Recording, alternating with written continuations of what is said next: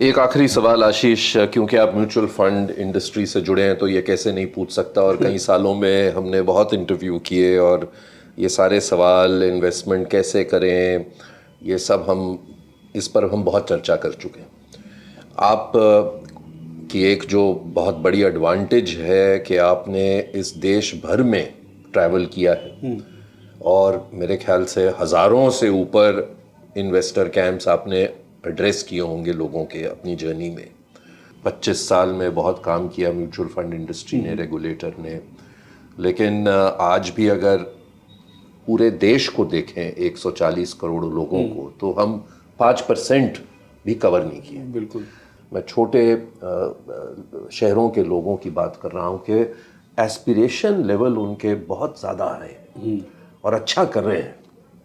आप किसी भी टॉपिंग लिस्ट ले लीजिए, आज सिविल सर्विसेज ले लीजिए, आईआईटी ले लीजिए, आर्मी ले लीजिए, कुछ भी ले लीजिए, उसमें ये छोटे शहरों के बच्चे जो हैं आगे बढ़ रहे हैं।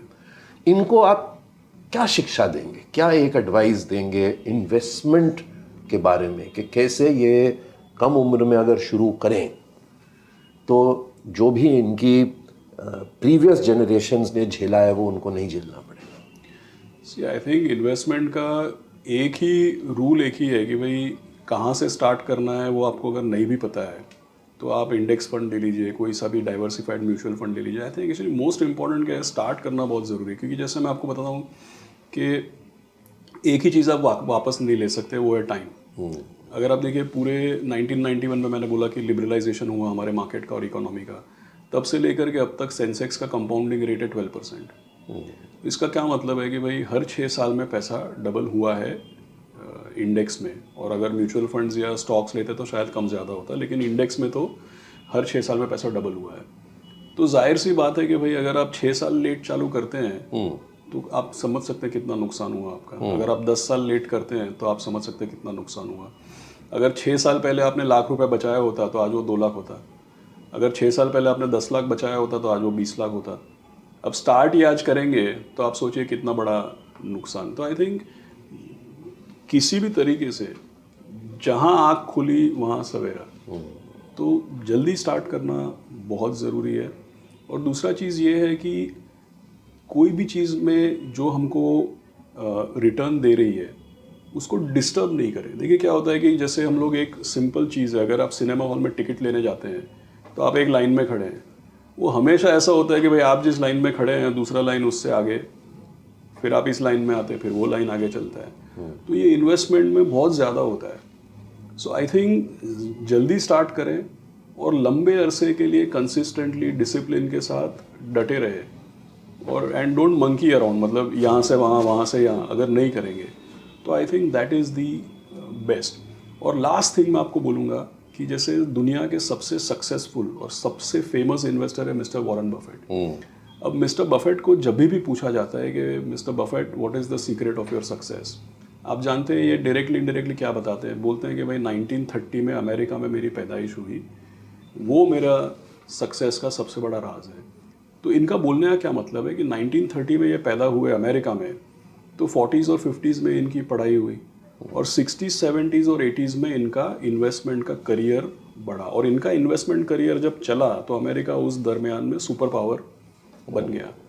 तो बोल क्या रहे हैं कि भाई राइट प्लेस और राइट टाइम पे वो थे, इसलिए वो मिस्टर बफेट बन गए। अब मेरा निजी मानना ऐसा है और ये काफ़ी जगहों पे डॉक्यूमेंटेड भी है, मेरा ऐसा मानना है कि अगर आप इंडिया के स्टॉक मार्केट में और इंडिया के इकोनॉमी में 2020, 30 और 40 के दरमियान इन्वेस्ट कर रहे हैं तो हमारे लिए भी ये वाकई में सबसे बड़ा अपॉर्चुनिटी है। अब आप देखिए, मैंने आपको बताया कि बचपन में मेरे फादर देहांत हो गया उनका, उन्होंने कुछ तो पैसा लगाया था जिससे फैमिली, अगर मैं मेरे फादर को जाके पूछता कि लोग बता रहे हैं कि भाई 1980 में 10,000 का विप्रो लेते तो आज 400-500 करोड़ हो जाता, अगर मैं अपने फादर को पूछता कि भाई क्या कर रहे थे, 10,000 रुपये नहीं था क्या? अब हमारा पास भी होता है इतना, तो मेरे फादर क्या बोलते कि भाई तब तो विप्रो तेल बनाता था, तुम क्या बात कर रहे हो, तब तो विवेक लॉ साहब ये सब प्रोग्राम करते नहीं थे, हमको तो पता ही नहीं है, ये CNBC, इकोनॉमिक टाइम्स, महामनी, ये सब चैनल्स भी नहीं थे, हमको क्या पता। तो वो जवाब मेरे को मानना पड़ेगा, ही इज़ राइट। नहीं पता था उनको, तब तो बफेट साहब को कोई नहीं जानता था, तो कहाँ की बात कर रहे हो आप। लेकिन अब मेरे को यहाँ पे आके ये सोचना चाहिए कि भाई 30 साल के बाद मेरा बेटा मेरे से क्या हिसाब पूछेगा, राइट। तो वो तो बोलेगा भाई तुम तो गांव भर में भाषण देते घूम रहे थे, तुमने क्या किया, राइट। सो क्या है कि अगर अगले 30-40 साल में यू मी हमारे लिसनर्स एज अ कंट्री, अगर अगले 30-40 साल में हम लोग रिच कंट्री नहीं बने तो हमको अपने आप को ही ब्लेम करना है, और कोई उसमें है नहीं एक्चुअली, राइट। सो आने वाला जो पिछला 20-30 साल अपना जो गया वो गया, आने वाला 20-30 साल जो है वो वाकई में दैट इज़ आवर अपॉर्चुनिटी। और अगर हम इसको कैपिटलाइज नहीं करेंगे तो we have only our selves to blame, क्योंकि किसी भी कंट्री का जो जर्नी है उसमें एक मौका 20-30 साल का ऐसा आता है जहाँ पे वो पुअर कंट्री से मिडिल क्लास या एक ट्रांसफॉर्मेशन उसका होता है। आज हमारी कंट्री में मैक्सिमम लोग जवान हैं, तो वो जो मौका होता है तब एक डिस्प्रपोर्शनेट ग्रोथ आती है। उस ग्रोथ का अगर फ़ायदा नहीं लेंगे तो we have only our selves to blame. बहुत बहुत खुशी हुई आशीष आपसे बात करके, और हमेशा अच्छा लगता है आपसे मिलना। मैं यही उम्मीद करता हूं कि आपको बहुत सक्सेस मिले। Thank you. और आप जिस तरह से एक पेट्रियट हैं, आप कोशिश अपनी तरफ से करते रहते हैं, कहते नहीं हैं, लेकिन आपके मन में शायद ऐसा है कि मैं लोगों का उद्धार करूं, भला करूं, जितना कर सकता हूं, ये आप ज़रूर करें। और thank you very much for taking time out. Thank you.